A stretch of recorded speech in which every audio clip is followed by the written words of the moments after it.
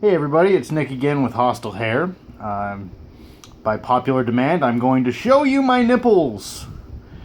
Well, those of you that have Google searched nipples on YouTube are going to be horribly disappointed because we're not going to show human nipples, or any mammal nipples for that matter. How many times can I say nipples in this video?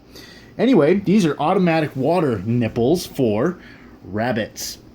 This is the system that I sell and the system that I use. Hostile Hair tested, Hostile Hair approved. So it comes in 3 components.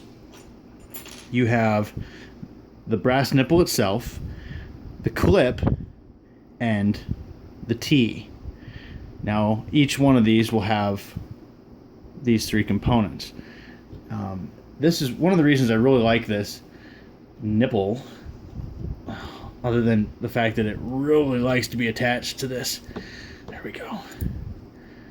Is you can take it apart. Now, I'm in Arizona, and our water is so hard that you don't need a sledgehammer for demolition. You just spray water on it, and buildings come down. Just kidding. No, our water is really hard, so all the extra calcium that's in the water ends up in these nipples. So you can take them apart like this. Let's see. It's not really focusing.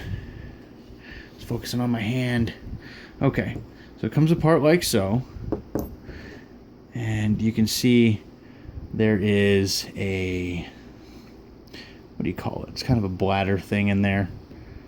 I want it to focus. This is my cell phone, and there we go. Look at that. It automatically focuses. That is the little bladder or the diaphragm in there that this pin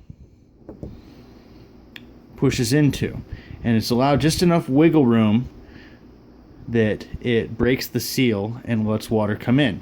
So you don't need very much pressure. Just gravity fed will work. If you want to be fancy, you can get a regulator and bring the pressure down to 5 psi, which is what they recommend. I've run mine at 30 psi and it works just fine. Just the water comes out a little bit faster for the rabbits on the bottom rack.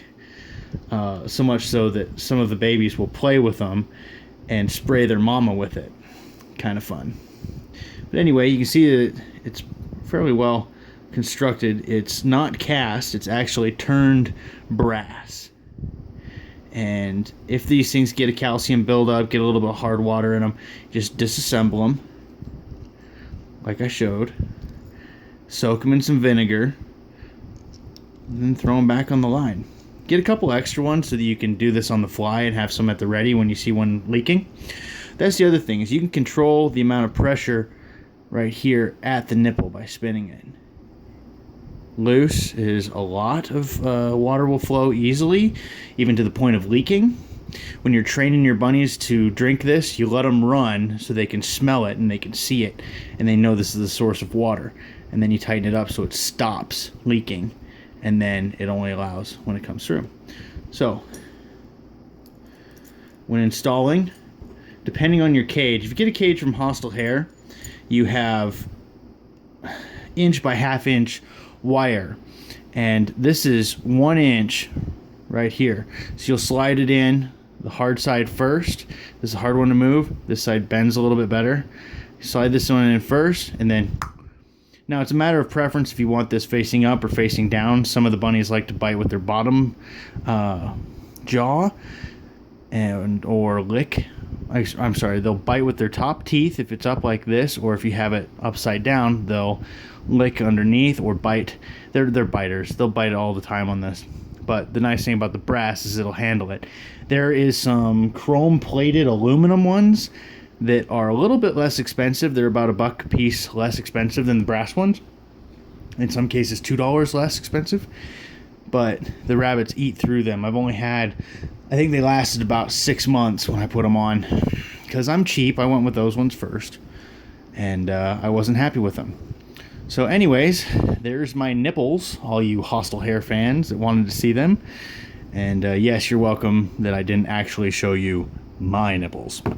Anyway, for more information, check out hostilehair.com. Follow us here on the YouTubes, and let me know what you think of my nipples.